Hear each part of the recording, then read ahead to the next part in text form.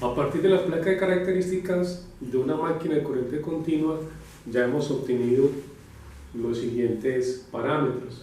Obtuvimos el circuito eléctrico, donde colocamos la fuente de la armadura, colocamos la tensión de la nave de campo, si es que lo tiene. Normalmente la máquina de corriente continua trae las dos tensiones, trae tensión de armadura, trae la tensión de campo y también trae las dos corrientes, corriente de armadura y corriente de campo, la potencia útil o mecánica y la velocidad. Entonces, dibujamos el circuito eléctrico del motor, donde especificamos claramente las dos fuentes, armadura y tensión de campo, y las dos corrientes, corriente de armadura y corriente de campo. También hemos hallado la potencia eléctrica que sale de la tensión de armadura, la corriente de armadura y la tensión de campo y la corriente de campo.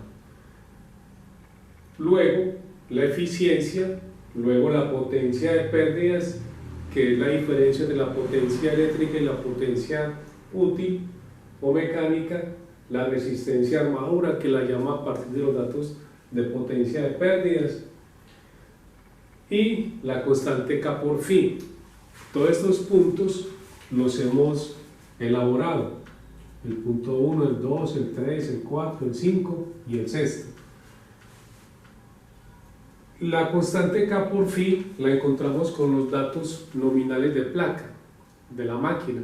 Es decir, suponemos que la máquina está trabajando con la tensión de armadura nominal y la tensión de campo nominal y la corriente de armadura nominal y la corriente de campo nominal y la velocidad nominal.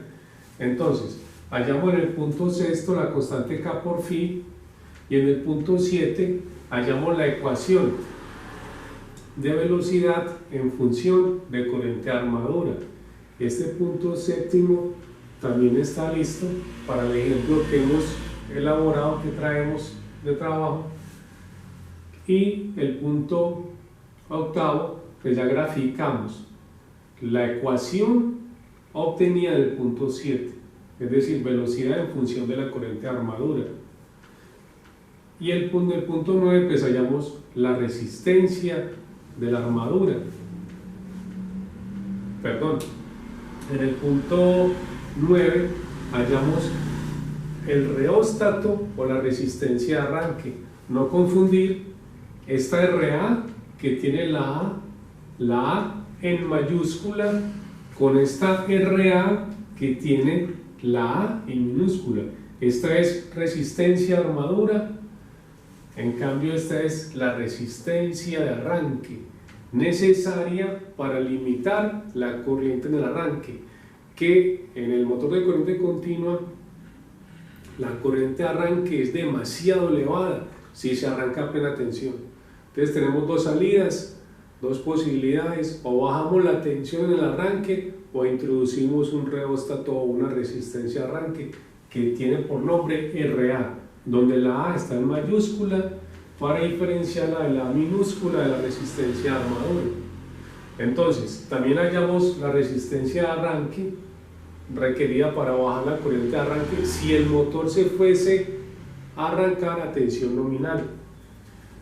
Luego, en el punto décimo, hallamos el torque útil, el torque electromagnético de la máquina.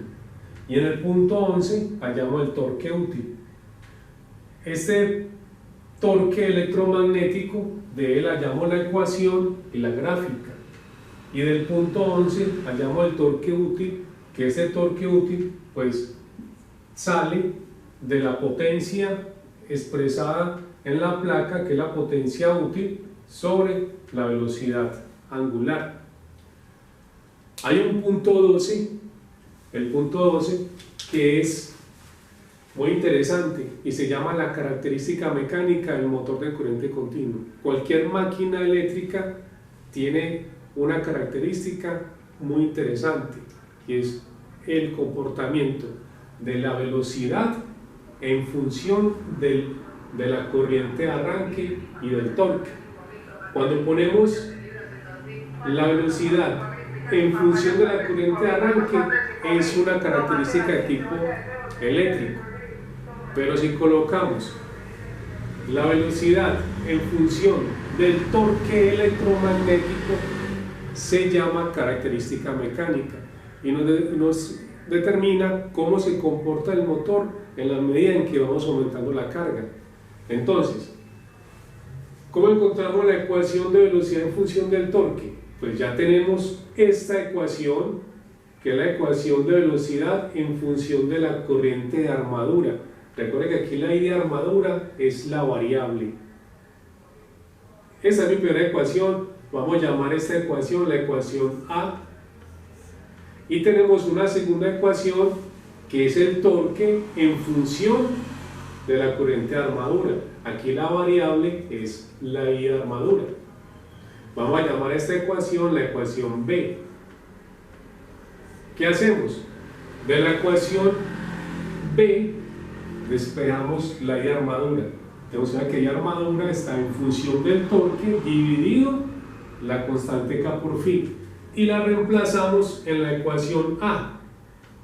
En la ecuación A, ¿qué nos queda? Nos queda esta siguiente ecuación, nos queda que la velocidad es igual al voltaje sobre la constante K por phi menos la resistencia de armadura sobre la constante K por phi por IA, pero IA es esto, IA es el torque sobre la constante K por phi. Ahora aquí está, el torque sobre la constante K por phi.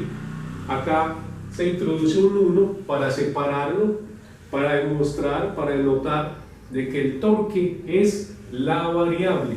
O sea que si reemplazamos los datos que traíamos desde el inicio del ejemplo, nos quedaría que la velocidad es igual a 500 sobre 4.04, que es la constante K por phi, menos RA, que es 0.00383 ohmios, sobre la constante K por phi, al cuadrado, porque la K por phi por K por phi me queda K phi al cuadrado, es decir, 4.04 al cuadrado, por el torque, que recuerden que el torque es la variable, es decir, no la reemplazamos por ningún valor. Y ya la ecuación definitiva es omega igual 123.64 menos 0,0005075 por el torque, que es la variable, y entonces esta es la ecuación que vamos a graficar. Y entonces aquí ya está la ecuación que necesitamos de la característica mecánica del motor, velocidad en función del torque. El paso a seguir es entonces graficar la ecuación.